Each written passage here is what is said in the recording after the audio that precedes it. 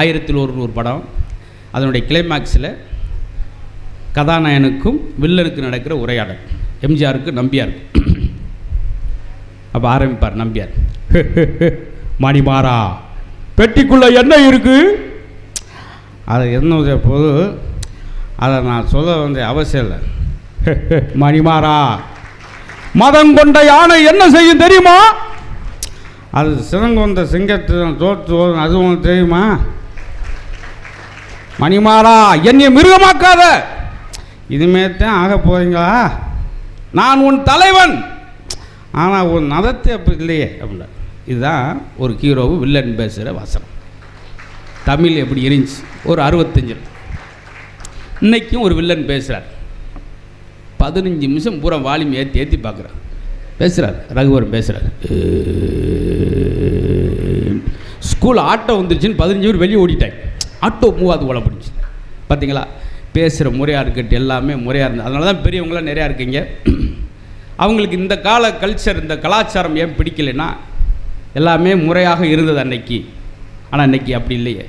படத்தில் வசனம் பாருங்கள், ஏய் நான் அடித்தா உடுக்க நீ போயிடுவ படுக்க, இது ஒரு பஞ்சு. நீ கெட்டவேன் நான் கேடு கெட்டவேன், இங்கிட்டு ஒரு வசனம். இப்படியாக்க வசனம் இருக்கிறது. நான் மோசமானவேன், உடனே வரு நான் மோசமானவன்லேயே முக்கியமானவேன். அது என்ன மோசமானவன்றாலும் முடிஞ்சு வச்சல சார், அதில் என்ன முக்கியமானவன் இப்படி சார் எல்லாமே. அவ்வளோதான் வெறுக்கிறது. அன்றைக்கி சினிமா தலைப்பெல்லாம் இருந்துச்சு. எல்லாம் தாய்க்குளங்கிட்ட சொல்கிறதான். என்னைக்கு இந்த உரல், இந்த ஆட்டு உரல் நம்ம வீட்டை விட்டு வெளியே போச்சோ, இந்த உடல் மருத்துவமனைக்கு போயிடுச்சு. அப்படி குனிஞ்சு நிமிர்ந்து வேலை செய்யும்போது இந்த வியர்வை வெளியே வந்துச்சு சார். வியர்வையை சேமிக்கிறவன் வியாதியை சேமிக்கிறான். எங்கள் தாத்தா சொல்லுவார், சாப்பாடில் எண்ணெய் சேர்க்காத, ரொம்ப ஆயில் சேர்க்கக்கூடாது. சாப்பாடில் எந்த அளவுக்கு ஆயில் அதிகமாக இருக்கோ அந்த அளவுக்கு ஆயில் கம்மியாக போயிடும்வார். பரவாயில்ல, ஒரு பாண்டுக்கும் கை தட்டுறீங்க. எதுக்காக தட்டுறீங்கன்னா, தட்டாட்டி வைவானையா வினோட பெரிய மிசையா சொல்லிட்டு நம்மளவே குறுன்னு பார்க்குறானே. நம்ம ஊரில் 2-3 இடம் இருக்குது. நல்லா சிரிக்கிறவர் சிரிக்காத ஆள் பக்கத்தில் உட்காரக்கூடாது, பெரும் கொடுமையாக போயிடும். 1.5 மணி நேரத்துக்கு நம்மளை வாயை பார்த்துக்கிட்டே இருப்பேன். ரொம்ப சவுண்டாச்சுன்னா வாய்க்குள்ளே உட்காந்து கூட பார்த்துக்கிட்டு இருப்பேன். இது ஒன்று. சினிமா தேட்டரில் ஏற்கனவே அந்த படத்தை பார்த்த பக்கத்தில் உட்காரக்கூடாது. படம் 1.25 மணி நேரம் தான். நம்ம படத்தில் பக்கத்தில் ஏற்கனவே பார்த்தவே 4.25 மணி நேரம் ஓட்டியும் அந்த படத்தை. எழுத்து போட போகிறேன் இங்கே வரப்போகிறேன் சுட போகிறேன் இருடா. ஐயோ, அவன் வரங்குள்ளே ஒவ்வொரு நிமிஷமும் ஈரக்குள் நடுங்குற அவன் பக்கத்தில் உட்கார். எல்லா சீனும் சொல்லிக்கிட்டே இருப்பா சார். கும்கி படம் போட்டவனே என் பக்கத்தில் இருக்கேன். இந்த ஆணை செத்து போயிருமே அப்படின்னா 15 பேர் எந்திரிச்சு கிளம்பிட்டாங்க. நீ உட்காந்து என்ன செய்ய போகிறோம்? சுவாரஸ்யத்துக்கு எடுப்பா சார். ஆனால் இந்த இடம் பார்த்தீங்கன்னா உண்மையிலே உங்களுக்கு மனசு விட்டு சொல்கிறேன். இந்த ராணிப்பேட்டை புத்தக திருவிழாவில் உட்காந்துருக்க எல்லாரும் முகந்து பார்க்குற ஒரே மாதிரி முகம், சிரித்த முகம், ஒரு கள்ளங்கவடம் இல்லை. சொல்லும் போதே ஒரு ஆள் எந்திரிப்பார். ஏன்னா அவருக்கு கடைசி பஸ்ஸு 8:15. இப்போ போனால் தான் அவர் போக முடியும். ஏன்னா அந்த பஸ்ஸில் போனால் தான் அவர் டிக்கெட் எடுக்காமல் போக முடியும். மித்த பஸ்ஸில் கொஞ்சம் நெருக்கடியாக கேட்பாங்க. அதனால இந்த இதில் போகிறார். போனோடனே தூங்குற மாதிரி நடிப்பார். கண்டக்டர் பக்கத்தில் வரமாட்டார். இதெல்லாம் சில நுணுக்கங்கள் தானே. அதுக்காக நன்றியா, பார்த்து போயிட்டு வாங்க. ஏன் சிரிச்ச மாணிக்க போகிறாருன்னா அவருக்கு கூட்டத்தில் புது செருப்பு கிடச்சிருக்குன்னு அர்த்தம். ஐயா பார்த்து போயிட்டு வாங்கய்யா. அவங்க சந்தோஷம்.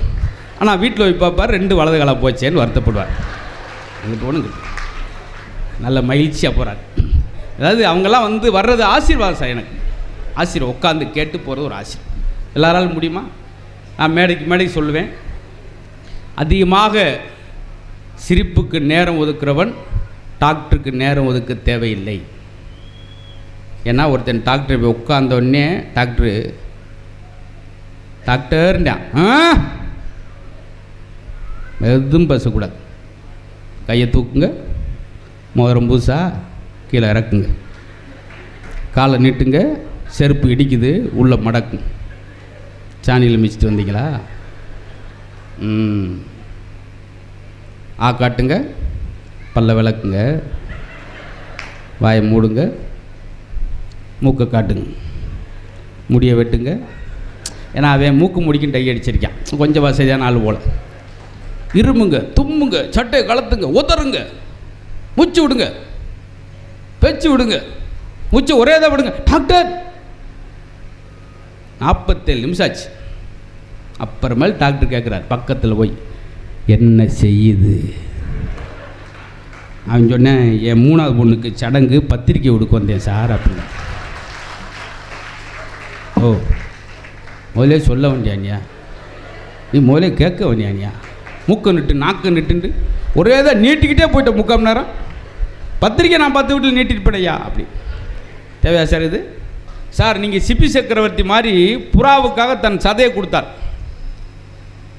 பாரி ஓரி மயிலுக்கு போர்வை கொடுத்தான் பேகன், முல்லைக்கு தேர் கொடுத்தான் பாரி, அவ்வளவுலாம் நம்ம செய்வேனா சார்?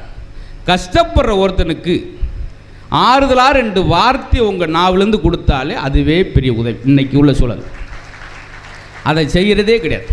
நான் அசத்தப்பையார் கலக்கப்பையார் நிகழ்ச்சியில் தொடர்ச்சி அந்த ஃபேஸ்புக்கு வாட்ஸ்அப்பு சோசியல் மீடியா இல்லாதப்ப 250 வாரம் தொடர்ச்சியாக பேசினேன். நீங்களாம் பார்த்துருப்பீங்க.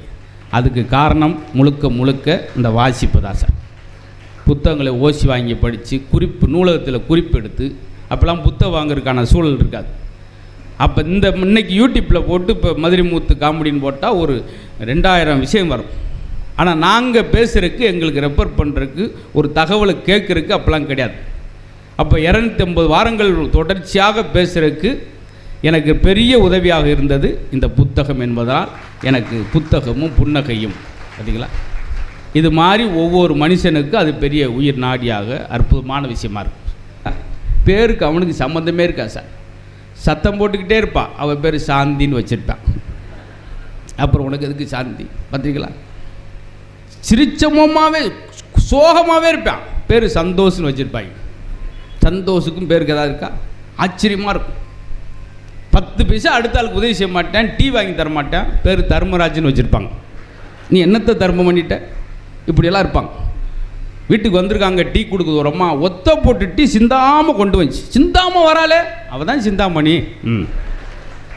ஏங்க சோபா இருக்குது, கட்டில் இருக்குது, ஏன் உட்காராமல் இருக்கா? அவள் அமராவதி, எதுலேயுமே அமர மாட்டா. அப்படி இப்படிலாம் பேர் பார்த்துருக்குறோம். ஆனால் ராணிப்பேட்டை பேருக்கு ஏற்ற மாதிரி இந்த ராணியோட ஆட்சி நல்லா முன்னாடி படிக்கும்போது இந்த வரலாறு ரொம்ப சுவாரஸ்யமான விஷயங்களாக இருந்துச்சு. அது பெண் ஆதிக்கம் அப்படி இருக்கணும் சார். இன்றைக்கி எல்லா இடத்துலையும் ஆண்கள் இடஒதுக்கீடுலாம் கொடுத்தாச்சு. பெண்களுக்கு நிறைய இடஒதுக்கீடு கொடுத்துட்டோம். உங்கள்கிட்ட நாங்கள் இடஒதுக்கீடு கேட்குறது அந்த பீரோவில் 2 பேண்ட் செட்டை வைக்கிறதுக்கு இடம் கேட்கு தரீங்களா? எல்லா ரேக்கில் நீங்கள் ட்ரெஸ்ஸை வச்சுட்டு அடியில் 2 வேட்டி வைக்கிறதுக்கு இடம். இந்த அம்மா சேலை எடுக்கிறதுக்கு இந்த வேட்டியில் மிதித்து தான் ஏறும். எங்கள் நிலைமை யோசிச்சு பாருங்கள் சார். அதே போல் 6ஆம் திணை புத்தகத்தில் சிவராமன் டாக்டர் அவர்கள் அழகான விஷயத்தை நம்ம உணவு முறைகளை சொல்லியிருக்கார். இன்றைக்கி உள்ள குழந்தைகள், எங்கள் அம்மா 14 வயசில் குழந்தை பெற்றுட்டாங்க, 13 குழந்தை இது வரைக்கும். ஆனால் இன்றைக்கி பார்த்தீங்களா குழந்தை என்ன சொல்லி ஆரோக்கியம் இல்லாமல் போச்சுன்னு இருக்காங்க. ஆனால் இன்றைக்கி ஒரு சாப்பிட்டுக்கிட்டு இருக்காங்க, கேளுங்க உங்களுக்கு சிரிப்பாக இருக்கும். சாப்பிட்டுக்கிட்டே இருக்கான், தன்னுடைய ஒய்ஃபை கூப்பிட்டான், மனைவியை, இங்கே வாம்மா. என்னங்க உன்னைய கல்யாணம் பண்ணி 30 வருஷம் ஆச்சுப்பான், ஆனால் இன்னைக்கு தான் உன் சமையல் ஒரு மாற்றம் தெரியுது. என்ன சொல்கிறீங்க? முன்னாலாம் கருப்பு மூடியாக கிடக்கும், இப்போ வெள்ளை மூடியாக கிடக்குது. அவ்வளோ இப்படி தான் உணவு. ஏன்னா கல் தோசை சுட சொன்னால் தோசையவே கல் மாதிரி சுட்டா அவன் என்ன செய்வான்? நிறையா ஒரு காலத்தில் கிட்னி ஃபெயிலியர் ஆகி செத்தால பார்த்துருக்கோம். கிட்னியில் செத்தால் இன்றைக்கி ஒய்ஃப் வைக்கிற சட்னியில் செத்தையும் எத்தனை பேர் இருக்கா பார்த்தீங்களா? இந்த மேகமலை காட்டுக்குள்ளே வேலைக்கு போனோன்னா புளி கடிச்சு பிடிச்சி சார். புளி கடிச்சோன்னா பயந்து மரத்தில் ஏறி தப்பி குதிச்சு காம்பவுண்டு ஓடியான்ட்டான் வீட்டுக்கு. புளி கடிச்சும் குழச்சிட்டான். 8 மணிக்கு பொண்டாட்டி வச்ச புளிக்குழம்பு சாப்பிட்டு செத்து போயிட்டான். பார்த்து அந்த 5 பேருக்கு தான் நான் சொன்னது புரிஞ்சிருக்கு. சிலர் கைதட்டாட்டியும் பரவாயில்ல, தட்டுறால முறைச்சி வேறு பார்க்குறீங்க. அங்கே ஒரு ஆள் தட்டுறாரு, சும்மா இரு, இப்போ இதை விட நான் பெரிய காமெடியில் அடிப்பேன் அவர் சார். செம்ப சுருக்கமாக சொன்ன வேலை தான் சார். கடந்த காலம் என்பது உடைந்த பானை, பிரயோஜனம் இல்லை.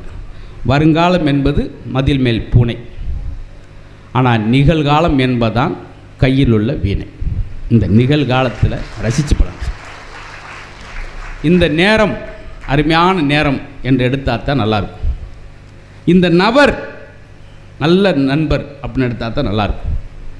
இந்த இடம் அருமையான இடம். இப்படி ஒவ்வொன்றையும் ஒவ்வொரு மணித்துளியும் ஒரு மனிதன் ரசித்து வாழ்ந்தால் மட்டும்தான் அவனுக்கு ஒவ்வொரு நாளும் பொன்னாளாக இருக்கும். டென்ஷனோடையே இருக்கக்கூடாது.